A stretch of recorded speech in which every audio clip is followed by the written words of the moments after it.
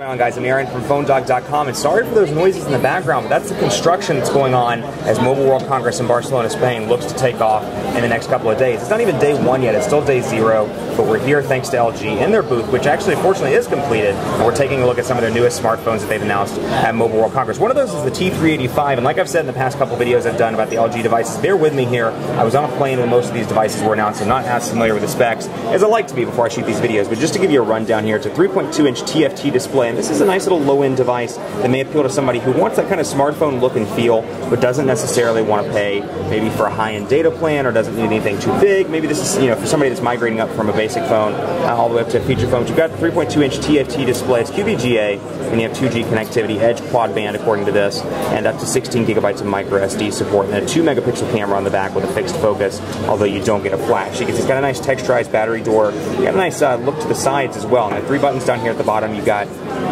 back, and then you've got your send and end keys as well. But typical kind of LG look and feel in terms of the interface. But it looks like it's actually more of a Brew interface and not a, yeah, it's definitely not. It's not Android running on this device. But you can see the sides look nice.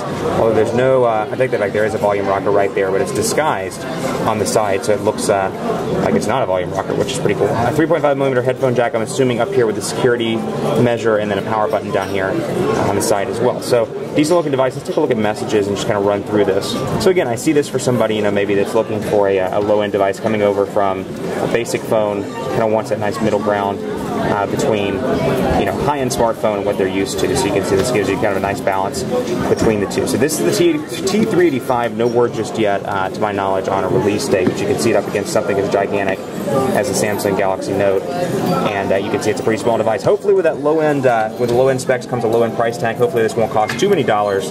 You won't spend too much money out of your bank account. Much more coverage to come on PhoneDog.com with a T385, so keep it locked on the site for continuing coverage. Be sure to follow me on Twitter, PhoneDog_Aaron, and on Facebook at Facebook.com/PhoneDog. Let me know what you think of all these devices that they're announcing at Mobile World Congress.